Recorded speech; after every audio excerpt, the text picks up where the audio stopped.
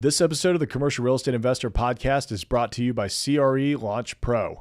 This online commercial real estate program is designed to take you from beginner to pro commercial real estate investor with access to all of my courses, our online community, and monthly group coaching calls.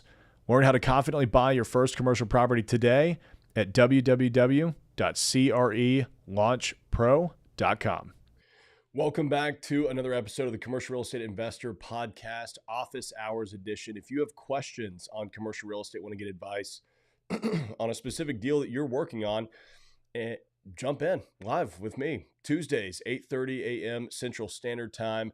Super chats and super thanks get top priority and bump to the list. We've had a few episodes where I've had far too many questions to get to in the first 30 minutes, so we're going to start prioritizing those.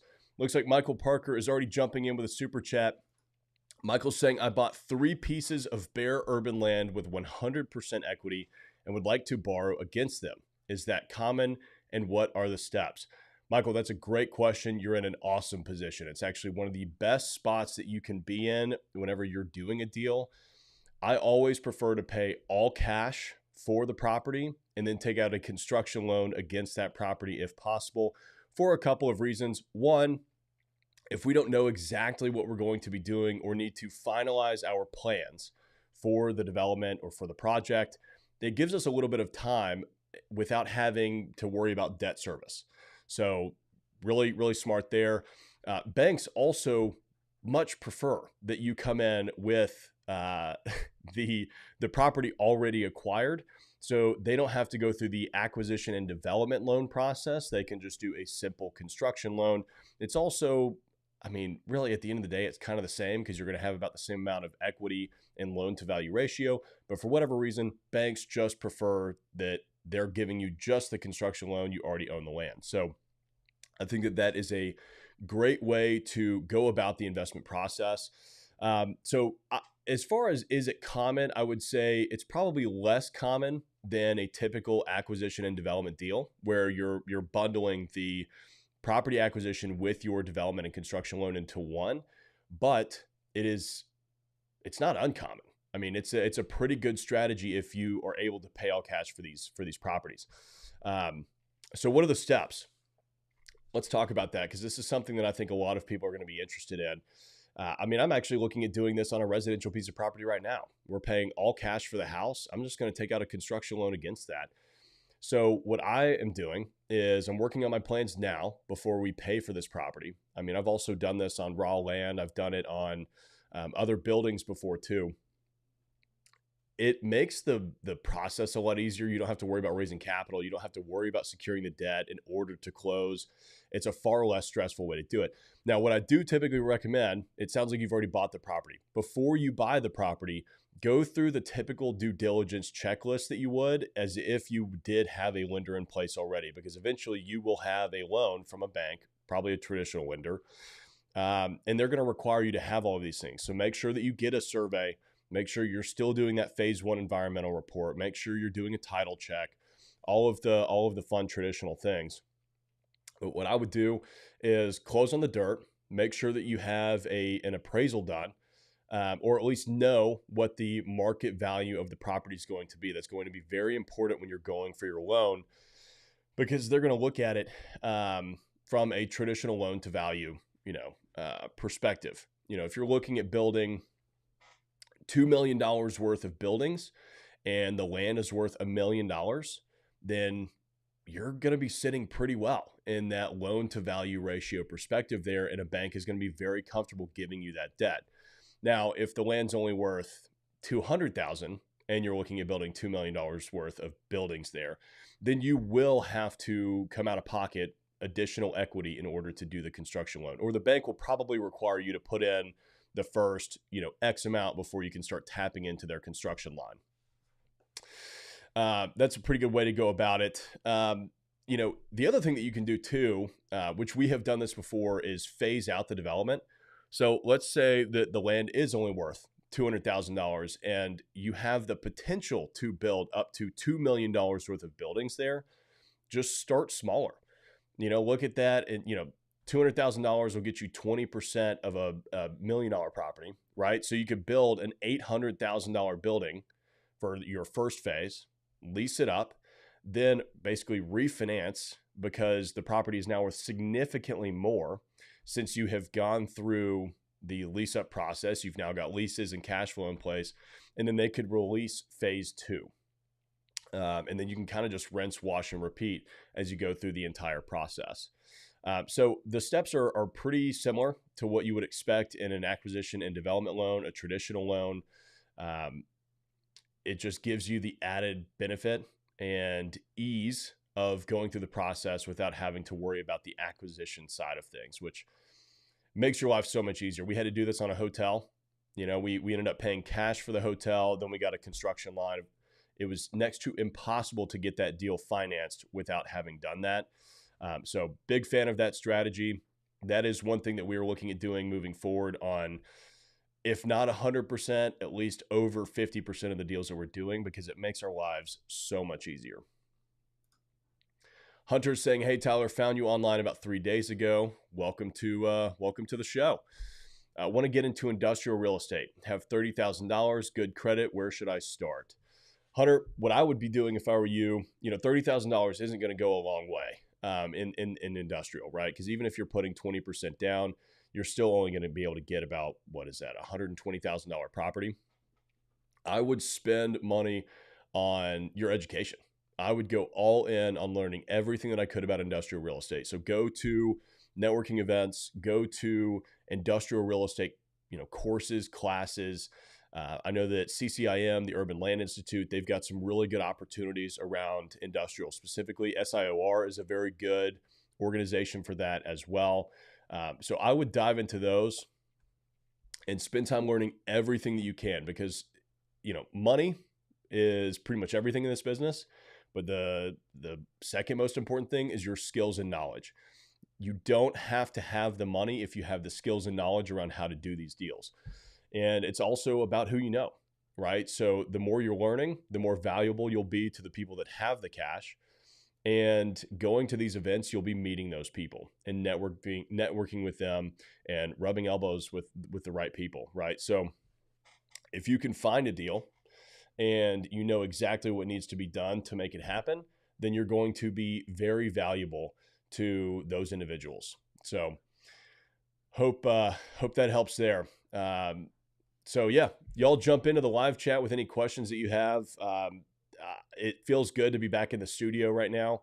I have been gone or I guess I was gone last week for about 6 days.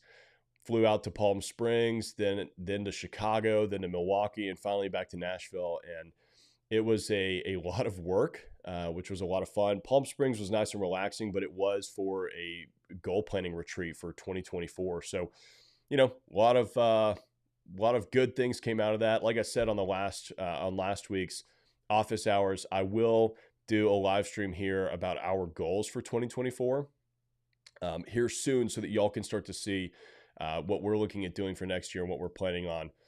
Hunter saying, thank you, sir. Absolutely. Hope that helps. Let me know if you have any other questions around that. Felt really good. We've got a vlog coming out this Sunday on my trip to Milwaukee. Really interesting deal. Ross, my partner on that, started off as a coaching client, and he bought his first property. He lives in California, so he bought it out of state up in Milwaukee. It was a 300,000 square foot deal with tenants already in place. They've just finished expanding one of the buildings for self-storage. So it's that'll be a fun one for sure. Also, it is Predator season, hockey season, baby. I am a big hockey fan. I love going to all the Preds games. Been a season ticket holder now for, I guess this is my 3rd year. And if you are trying to find ways to entertain investors, entertain clients, vendors, whomever you're trying to build good relationships with, get season tickets to some sort of sporting event and be very intentional about taking people out there. Because, think about it. Hockey games are up to 3 hours. It's a great time for me to just sit there and talk with them, get to know them in a more personal way outside of business. And we've gotten a lot of deals done just because of that. You just build a deeper relationship with people. So, it's not a cheap endeavor, but if you think about how much, you're investing into it, you're getting 3 hours with a new individual, once or twice a week to really dive into that. I think that it is such a phenomenal thing to do. Some people do golf. I do Predators games. Michael's saying, are you planning any industrial outdoor storage? Great question. Yes, I love industrial outdoor storage. I think that that is an incredibly lucrative side of the business right now. And it's also a great investment strategy from a covered land perspective. Especially in today's market, I would be looking for deals where I could invest the absolute minimum today to get it cash flowing, to make it work for the next 2 to 3 years, or 5 years, or 10 years, depends on what your strategy is, and then develop it into something else, right? A covered land play is really where you're just buying dirt that has really good long-term potential for something else, but it's making money today, right? So industrial outdoor storage is a phenomenal way to do that. You're basically buying raw land. You're going to put some fencing up around it. You'll probably have some lighting, security cameras, whatever. That's really, that could be the absolute extent of the improvements that you make on the site. So minimal dollar investment for a potentially cash flowing asset. And then, like I said, 3, 5, 10 years from now, after you've cash flowed it for a little bit, you could then justify building a flex space or retail building. It depends on where the location is, but it's a great way to get a covered land play. There's a lot of demand right now for industrial outdoor storage, because if you think about it, it's in a similar vein as flex space.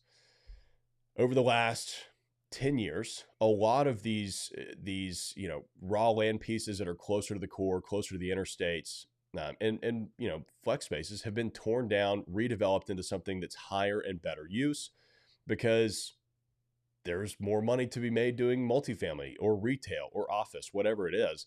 So yeah, I think industrial outdoor storage is great. We actually sent out a letter of intent yesterday on a site within an hour of downtown Nashville, right off the interstate, where we will be. There are probably 30 or 50 self-storage units on it right now. There's a 6,000 square foot flex building on it, but it sits on like 11 acres. So we have potential to add another 40,000 square feet of flex space and 150 storage units on it. But we're not going to go do that day one. We're going to just rent out some of the land, right? We have a lot of, very easy paths to take without having to invest a lot of money. One, we'll just probably do a little bit of grading on the land, throw some gravel down, and rent it out to RV and boat storage for the time being. That's a minimal cost for the amount of cash flow that we could get on it.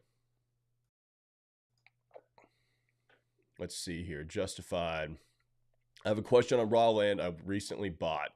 It's 30 acres in the city, commercial property. It has a current built in ingress and egress with a concrete pad. I planned on putting an ice and water vending machine, but the state blocked me, saying that the egress is too close. The city won't let me put gravel down to make it a food truck park. Would love your advice. Justified, it's tough for me to really give good advice on that because I don't know a lot of the details about the land. One thing that we could do, you're welcome to email me over the survey and stuff like that. And on next week's office hours, I'd be happy to pull it up and we can actually dive into it. That is one thing I'm willing to do. If you want to jump in on the office hours and you have a specific project you want me to take a look at, feel free to email me, office@thecobblegroup.com. Whatever you want us to go through, I'll pull it up on this live stream and we'll go through it. But it sounds to me like if you've got 30 acres, surely there's a way for you to relocate the ingress and egress somewhere else so that you're not having that issue. But like I said, unfortunately, I'd have to take a look at the site plan to see exactly what's going on there.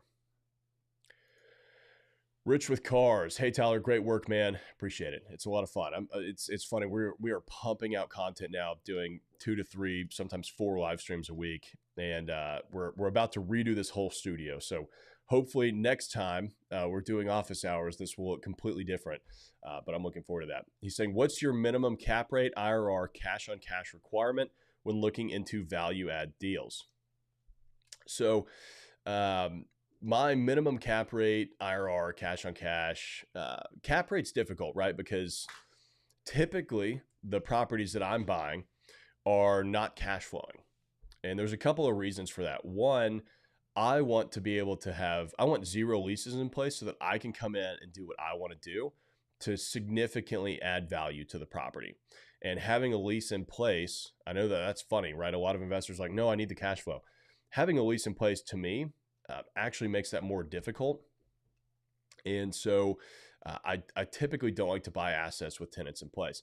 The other reason is that if somebody is trying to sell something on a cap rate, they're trying to squeeze the maximum amount of value out of that. So I can typically get a better deal on a property if it's vacant. And since that's our strategy, that's what we'll go for. Minimum cap rate though, I mean, especially today with interest rates where they are, 8, 9%. You know, last year, 2 years ago, I would have said probably 7%. But that's obviously much more aggressive or higher than what you're seeing in the market. So again, we're going for those value add opportunities. Maybe there's some vacancy, maybe there's some tenants rolling over. In terms of the IRR or cash on cash requirements, when I'm working through these deals, IRR 18 to 22% over a 3 to 5 year period with a 20% annualized cash on cash return. So notice how I said annualized cash on cash. That means that, if we do a deal over 5 years, it might only get 8% cash on cash for that 5-year period. But when we sell and you annualize the total returns over 5 years, it ends up being about 20%. That gives us about double our money every 3 to 5 years. Justified is saying it was 0.3 acres. Oh yeah, 0.3 acres. It's really tough. That is a lot smaller than 30 acres. I thought it was a lot bigger. Yeah, I don't know. I mean, hopefully you can move the ingress egress, but I mean, the city has to be able to provide you with access to your property. They can't just completely prevent you from using it. There's got to be some sort of way for you to do that. I would talk to an engineering firm and see if maybe there's a way for you to get a variance or something like that. The Empowerment Channel is saying, I'm a commercial real estate agent. I have been looking for deals for this $1 billion fund. Sounds like a good client to have. Best of luck. Let me know if you have any questions on how to find some deals for them. Obstacles to opportunities. I learned industrial real estate from you and Chad. Love hearing that. Chad's the man. Chad is such a good dude. Chad Griffiths, if y'all don't know him, go check out his YouTube channel. He's very similar to me, but he goes all in on industrial real estate. Chad's actually the one that kind of got me into the content creation originally, years and years ago. I probably met him in 2016, 2017. And back then he was like, dude, the best marketing that we do is write a blog every week. And I was like, how are you getting commercial real estate business from a blog? And he was crushing it. So I took a little feather out of his cap and started writing a blog, and that became the YouTube channel, became the podcast, and here we are. Said, I was completely self-taught acquisition manager and combat vet. I was able to scale the company to $100 million in assets under management in year 1, thanks to you. That is awesome to hear. $100 million in assets under management is a huge, huge accomplishment. Kudos to you. Congrats on that, and glad that we could be a part of it. So earlier I mentioned that we're looking at some residential deals, and I wanted to talk about that a little bit because I had somebody say when I first mentioned that, they're like, are you gonna talk about that on the YouTube channel, the podcast? Because they meant like, you're the commercial real estate guy. You often talk bad about residential real estate, or not very highly of it. I don't talk bad about it, not very highly of that strategy. I was like, well, I mean, it's a little bit different. We're not doing single family homes. And also I'm an opportunistic investor, right? I mean, you guys have seen me do everything from a food hall to a hotel to massive mixed use projects. To me, I'm going wherever it makes sense to make money, and where, we can have fun doing it and put our little spin on it. And I see an opportunity in the residential house flips and new construction world right now that I think is pretty appealing.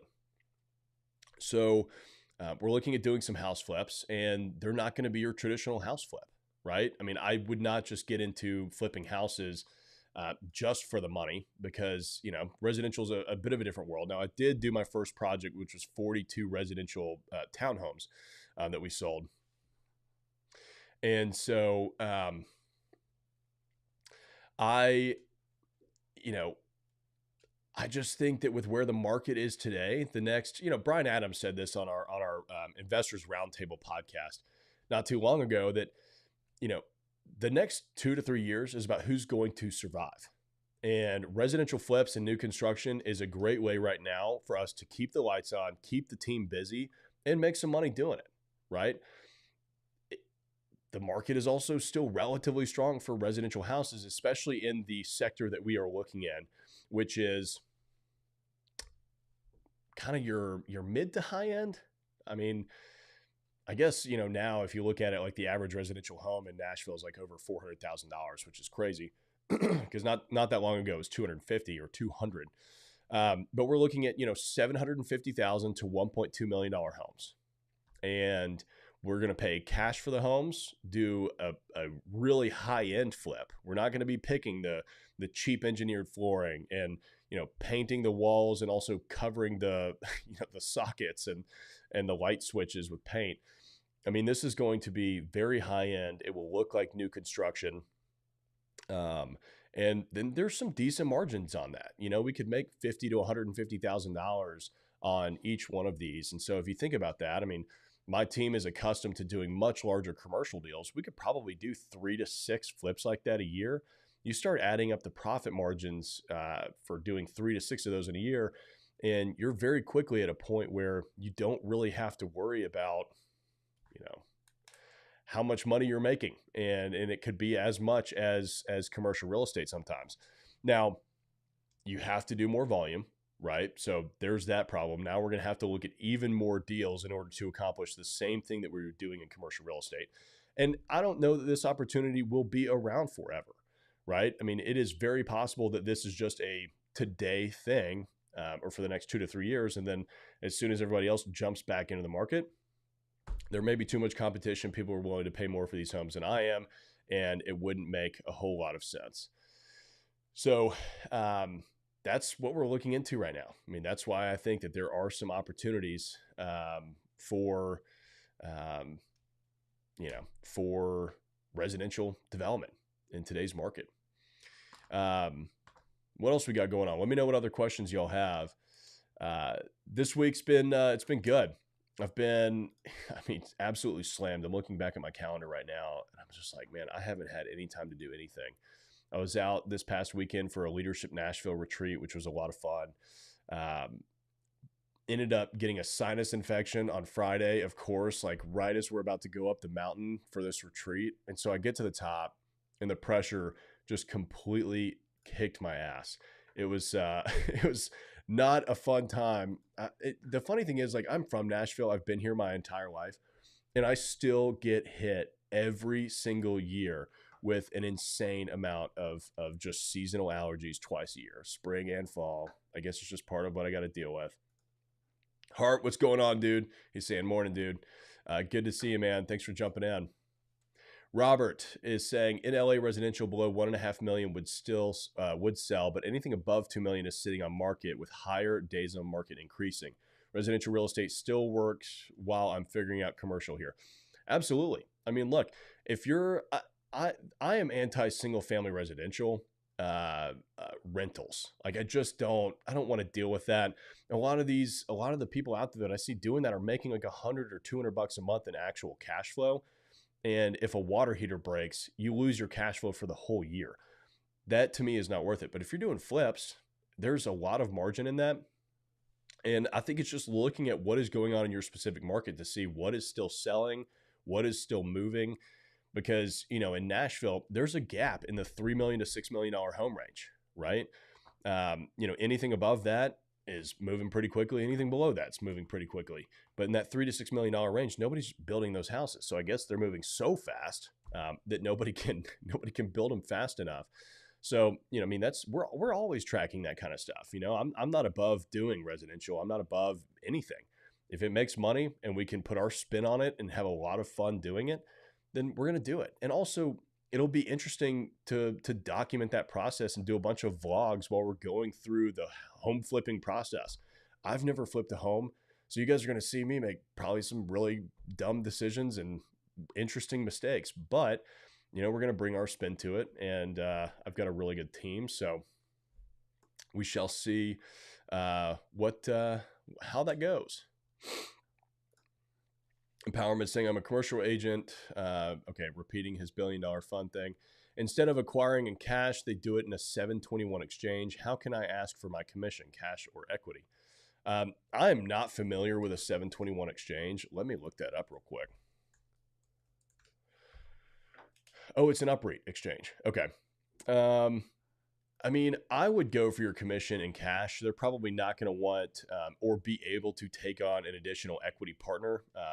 Traditionally, when you're doing these exchanges, you have to keep it in the exact same entity as to what is going on or as to what sold the original property.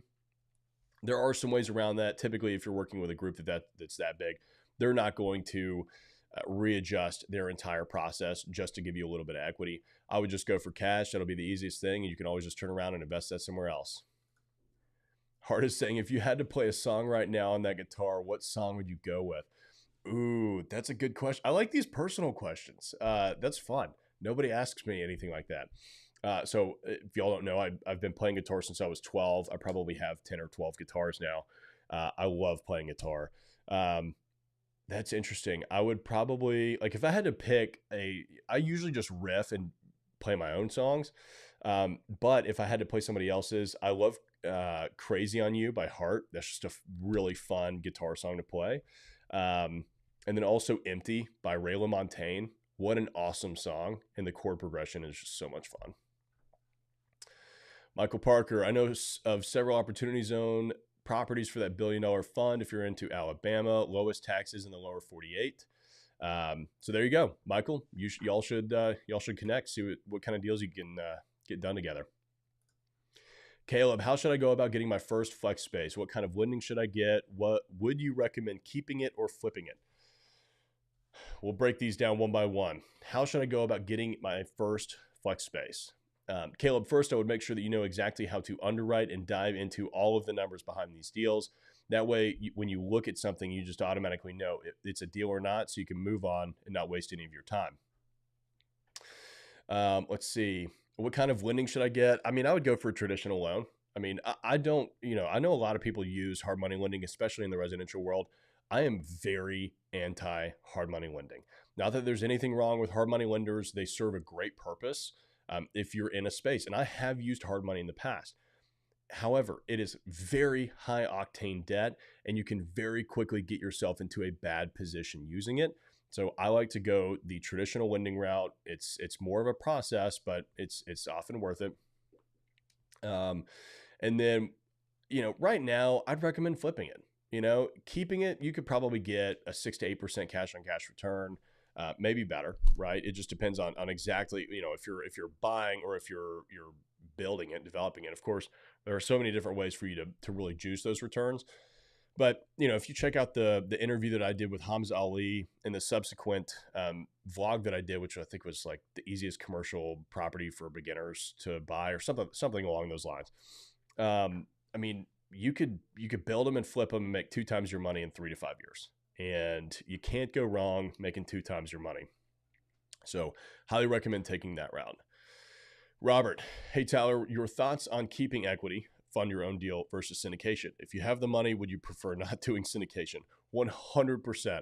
I've been talking about this so much offline with friends of mine and partners. If I had the cash, I would never syndicate a deal ever again. That being said, well, let me talk about why.